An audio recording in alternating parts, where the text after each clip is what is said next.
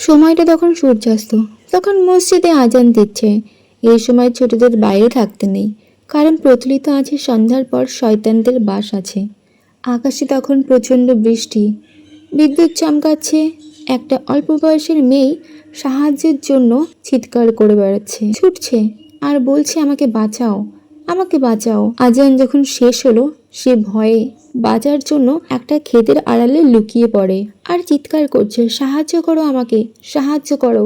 মেয়েটি আর অন্য কেউ না, ছিলাম আমি। হঠাৎ দেখি দৈত্যের মতো কি যেন আমাকে ধরতে আসে। এক প্রকার সমস্ত জোর দিয়েই আমি নিজেকে ছাড়াই। প্রতিদিনের মতোই গ্রাম ব্যস্ত এবং কর্মরত। আমার নাম ঈশিতা। ভোর হলেই আমি বাড়িতে ফিরে আসি, মাকে সমস্ত ঘটনা বলি। মা বুঝতে পারে আমি কাল রাতে প্রসেসড হয়েছিলাম। প্রচণ্ড ক্লান্ত থাকাতে আমি রুমেই শুয়ে পড়ি। মা আমাকে বেডেই নিয়ে যায়, শুইয়ে দেয়। হঠাৎ আমি ঘুমের মধ্যেই স্বপ্নে চিৎকার করতে থাকি, বাঁচাও বাঁচাও।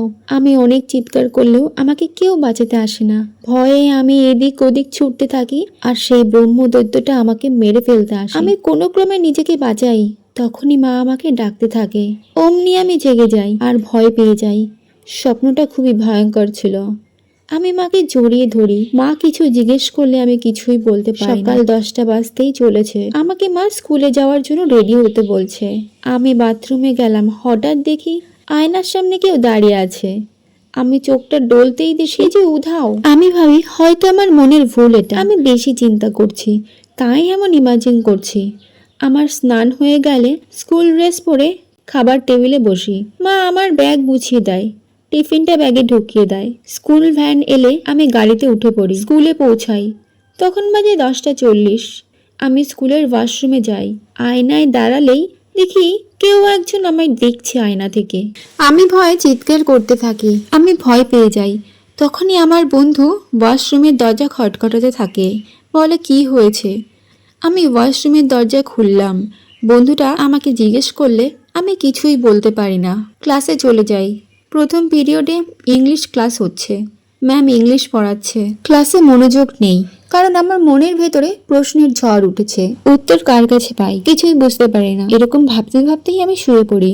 সেকেন্ড পিরিয়ডে ম্যাথের টিচার আসে, আমাকে শুতে দেখে জিজ্ঞেস করে কি হয়েছে, কাল রাতে ঘুমাওনি? আমি বললাম হ্যাঁ ঘুমিয়েছি। আমাকে বোর্ডে অঙ্ক করতে বলে, কিন্তু আমি অঙ্কটা করতে পারি না, তাই আমাকে কান ধরে বাইরে বের করে দেয়। আমি নীল ডাউন হয়েই বাইরে থাকি। পরের ক্লাসে টিচার আসে, আমাকে ক্লাসে ঢুকতে বলে। আমি নিজের জায়গায় গিয়ে বসি। হঠাৎ করে প্রিন্সিপাল আমাদের রুমে ঢুকে পড়ে আর বলে আজকে 12টার পর তোমাদের ছুটি হবে। সবাই আনন্দ পেলেও আমার কিন্তু একটুও আনন্দ হয়নি, কারণ আমার মধ্যে প্রশ্নের ঝড় উঠেছে।